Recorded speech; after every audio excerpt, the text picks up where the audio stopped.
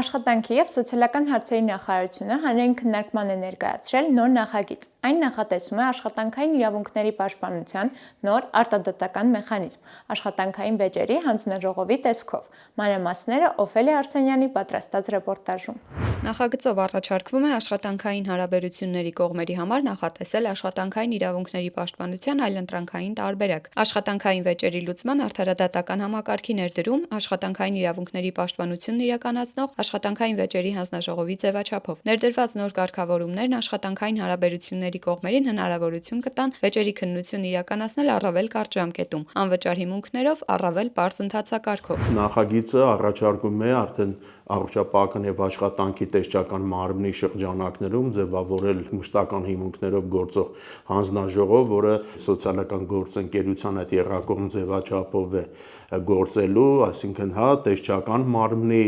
ներկայացուցիչ որպես հանձնաժողովի նախագահ, մի ներկայացուցիչ արհմիությունների կոնֆեդերացիայից, մի ներկայացուցիչ գործատուների միությունից, եւ այդ եռյակը արդեն պետք է ուրեմն քննի եւ ինչ որ փորձի հանգուցալուծել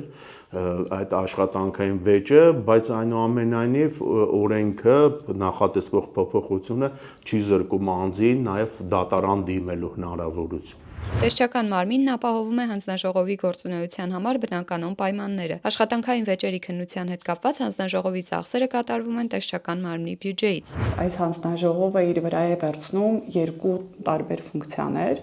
եւ որպես տեսչական մարմին վերահսկողություն իրականացնելու այս աշխատանքային հարաբերությունների նկատմամբ նաեւ վեճերը լուծելու հետ կապված հարցերին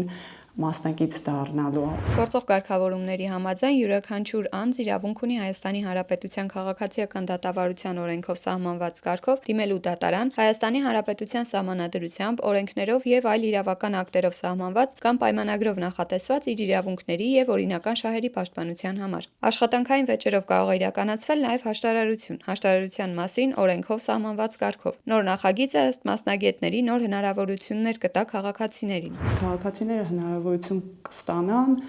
առանց դատական գործընթացների, առանց դատական քաշքշուկների ստանալ արագ արձագանքման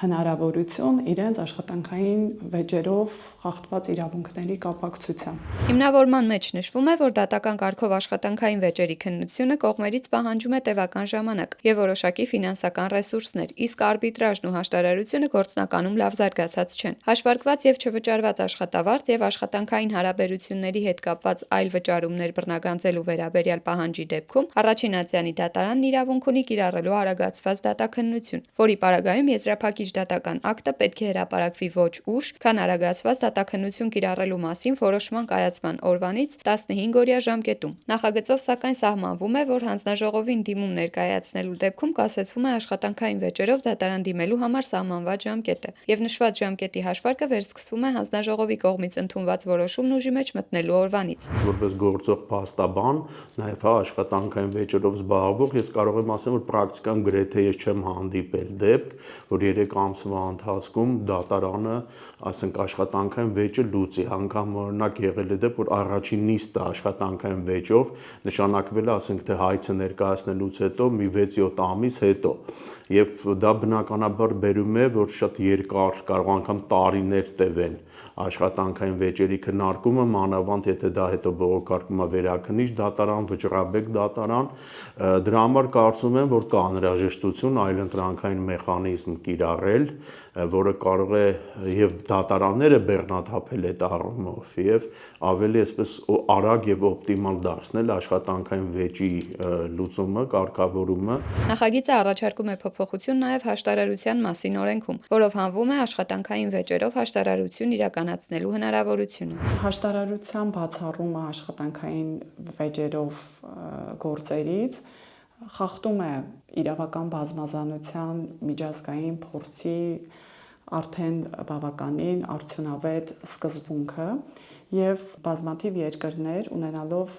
հաշտարարության ինստիտուտը որպես պարտադիր ինստիտուտ աշխատանքային վեճերով արձանագրել են բավականին դրական արդյունք։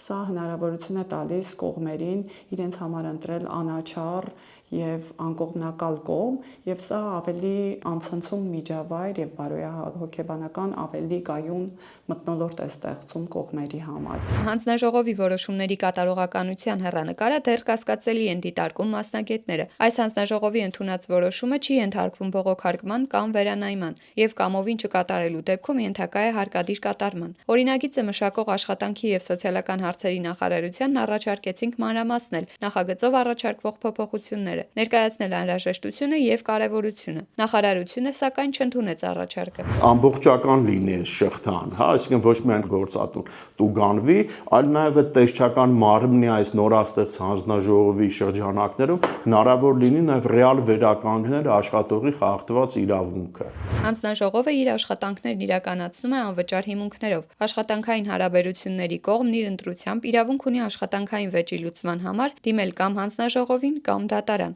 Հանձնաժողովի անդամների վարձատրության չափը, վճարման կարգը, ինչպես նաև ճանապարհածախսի վճարման կարգը սահմանվում է տեսչական մարմնի ղեկավարի կողմից։ Անաչառությունը առավելագույնս ապահովելու համար անհրաժեշտություն կառաջանար ստեղծել նմանօրինակ մարմին, որը ապահովված լիներ լիիրավ անկախությամբ, որը այս պարագայում հնարավոր չի լինի իրականացնել։ Հանձնաժողովը կազմված է 3 անդամից՝ հանձնաժողովի նախագահ, արհեստակցական կազմակերպությունների հանրապետական միության եւ գործատուների հանրապետական միության ներկայացուցիչներ։ Այսինքն հանձնաժողովի կազմում ընդգրկվում են նաեւ սոցիալական գործընկերների ներկայացուցիչները։ Եվ ձևավորման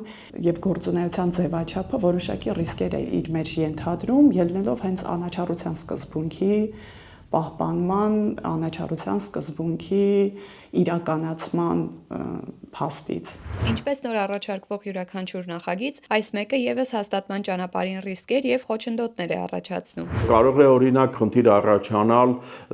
նրա հետ, որ մարդիկ ուղակի չցանկանան դիմել, այսինքն աշխատանքային վեճի կողմերը չցանկանան դիմել, կամ օրինակ մի կողմը գա, ենթադրենք աշխատողը գա դիմի, գործատուն խուսափի։ Ճիշտ է, այս պարագայում էլ հա կարող է դարձանագրել եւ առանց գործատուի օրինակ ներգրավվածության վեճը քննել, բայց այնուամենայնիվ արդեն վեճը դրանով չի կարգավորվում։ Այսինքն հաշտություն այս պարագայում հնարավոր չի լինի ապահովել։ Մյուս ռիսկը կարող է լինել հանձնաժողովի ձևավորման խնդիրների հետ կապված, որ օրինակ ենթադրենք հանձնաժողովը շարունակաբար չկարողանա իր նիստերը գումարել, որովհետև անդամներից մեկը մի նիստին չի գալի, այն մյուս նիստին այն մի անդամը չի գալի, կամ ասենք կարող է գործերի քանակը շատ լինել եւ կոպիտ ասած հանձնաժողովը ընկնի դատարանի օրը, որ չհասցնի օրենքով նախատեսված ժամկետները ապահովել, նաև այդ հանձնաժողովի անդամների պրոֆեսիոնալիզմի խնդիրը կա, հա, թե որքանով են իրանք լավատեղյակ օրինակ աշխատանքային օրենսդրության իրավակարգավորումներից։ Թե որքանով արդյունավետ կլինի այս մոդելը, հստակ պատասխան տալ մասնագետները չեն կարող։ Ասում են, պրակտիկան ցույց կտա։ Չեմ բացառում, որ ինչ որ ժամանակ հետո օրինակ պետությունը, կառավարությունը գային համոզման, որ սա չաշխատող ձևաչափ է եւ նորից մտածի, որ օրինակ հաշտարարության ինստիտուտին վերապահի այդ գործառույթը։